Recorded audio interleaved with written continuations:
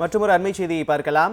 பெண்களின் பாதுகாப்பிற்காக அதிகபட்ச பாதுகாப்பு வசதிகள் நடவடிக்கைகள் மேற்கொள்ளப்பட்டிருப்பதாக சென்னை உயர்நீதிமன்றத்தில் தமிழ்நாடு அரசு விளக்கம் அளித்திருக்கிறது.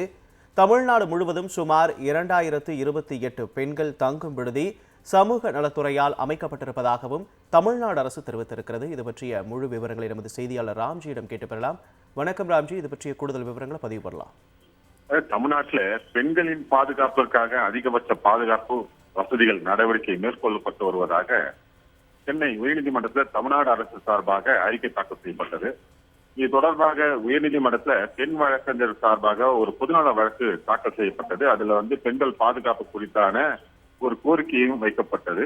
இந்த கோரிக்கை மனுவானது இந்த சென்னை உயர்நீதிமன்ற பொறுப்பு தலைமை நீதிபதி மகாதேவன் மற்றும் நீதிபதி முகமது சபிக் அமர்வுல நிலுவையில் இருந்த நிலையில இந்த வழக்குல சமூக நலத்துறை செயலாளர் ஜெயஸ்ரீ முரளிதரன் சார்பில் அரசு வழக்கறிஞர் எர்பின் பிரபாகரன் ஆகியோர் பதில் மனு ஒன்று தாக்கல் செய்தார்கள்.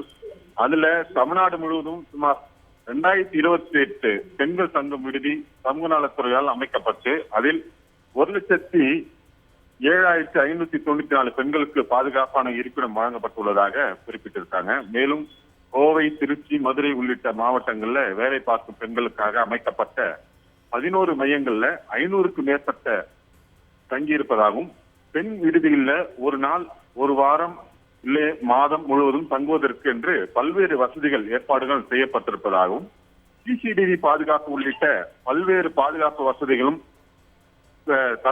செய்து தரப்பட்டுள்ளதாகவும், அதே போல ஒன்றிய அரசின் நிதி உதவியுடன் தனியார் தொண்டு நிறுவனங்களுடன் இணைந்து 50க்கும் மேற்பட்ட விடுதிகளில் நடத்தப்பட்டு வருவதாகவும் தமிழ்நாடு அரசு சார்பாக தாக்கல் செய்யப்பட்ட அந்த அறிக்கையில குறிப்பிட்டிருக்காங்க. மேலும் நிர்பயா நிதி மூலம் பெண்களுக்கு பொது இடங்கள்ல பாதுகாப்பு, பெண்களுக்கு உதவிக்கு இலவச தொலைபேசி மையம் உள்ளிட்ட பாதுகாப்பு வசதிகள் செய்து தரப்பட்டுள்ளதாகவும், பெண்களுக்கென இலவச பேருந்து வசதி, புறநகர் ரயில், மெட்ரோ ரயில் உள்ளிட்டவற்றில் பெண்களுக்கு தனி பெட்டிகள் ஒதுக்கப்பட்டுள்ளதாகவும், பெண்களின் பாதுகாப்பிற்காக தமிழ்நாடு அரசு பல்வேறு திட்டங்கள் மூலமாக அதிகபட்ச நடவடிக்கைகளை மேற்கொண்டு வருவதாக தமிழ்நாடு அரசு சார்பாக தாக்கல் செய்யப்பட்ட பதில் மனுவில் தெரிவிச்சிருக்காங்க. இந்த வழக்கு இன்னும் 2 நாள் அல்லது 3 நாட்கள் அடுத்து விசாரணைக்கு வர உள்ளது என்று எதிர்பார்க்கப்படுகிறதா சார்? உங்களது கூடுதல் விவரங்களுக்கு நன்றி ராம்ஜி.